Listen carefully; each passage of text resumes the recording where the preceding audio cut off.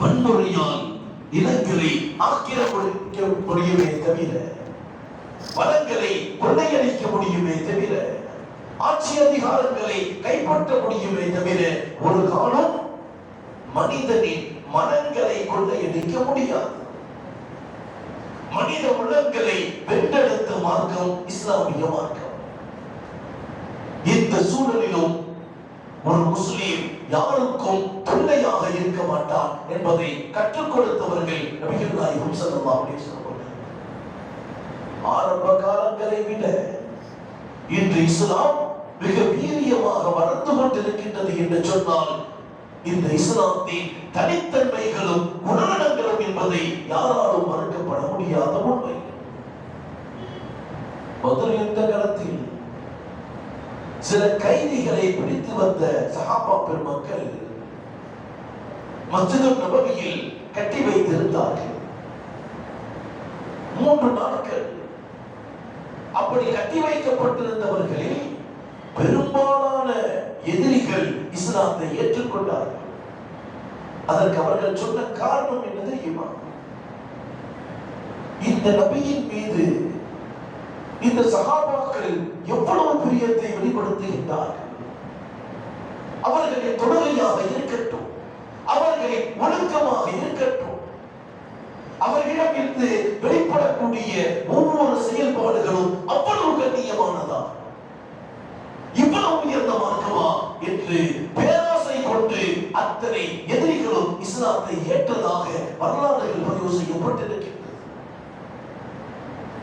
இஸ்லாம் இந்த உலகத்தில் உயர்ந்த ரஹ்மத் என்பதை நாம் புரிந்து கொள்ள வேண்டும்.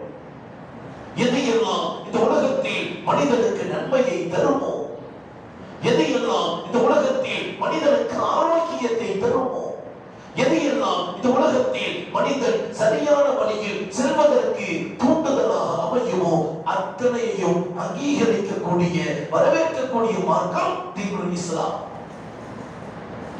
எதையெல்லாம் மனிதனுக்கு தீய பாதையை காட்டுமோ, எதையெல்லாம் மனிதனுக்கு ஆரோக்கியத்தை கெடுக்குமோ, எதையெல்லாம் மனிதனை ஹராமான வழியில் எடுத்து செல்லுமோ, அத்தனை விஷயங்களையும் தடை செய்யும் மார்க்கம் தீனுல் இஸ்லாம். ஒருவன் பிறந்தது முதல் அவன் இறக்கும் வரை இந்த மார்க்கத்தை போன்று எந்த மதத்திலும், எந்த கோட்பாடுகளிலும், எந்த மதத்தின் சட்டங்களிலும் இது போன்று வழிமுறைகளை சொல்லித் தரப்படவில்லை. ஒரு குழந்தை பிறந்தது முதல் ஒரு குழந்தை இறக்கும் வரை அத்தனை விஷயத்தையும் அடுக்கடுக்காக எட்டாக கற்றுக் கொடுக்கப்பட்டது இஸ்லாமிய மார்க்கம்.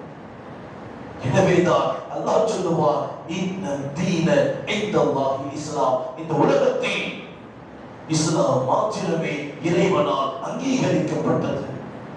அந்த இஸ்லாத்தை கொண்டு, அந்த இஸ்லாத்தை பின்பற்றுவதை வைத்துத்தான் நமக்கு பெருமையும், நமக்கு அந்தஸ்தும், நமக்கு உயர்வுமே தவிர நம்மால் இஸ்லாத்திற்கு எந்த உயர்வும் இல்லை. நம்மால் இஸ்லாத்திற்கு எந்த கண்ணியமும் இல்லை.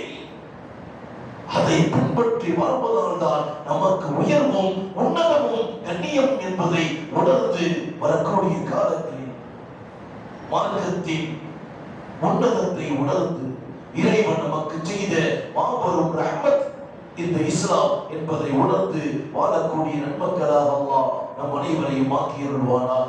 பிஸ்மில்லாஹிர் ரஹ்மானிர் ரஹீம். அல்ஹம்துலில்லாஹி ரப்பில் ஆலமீன். அல்லாஹும்ம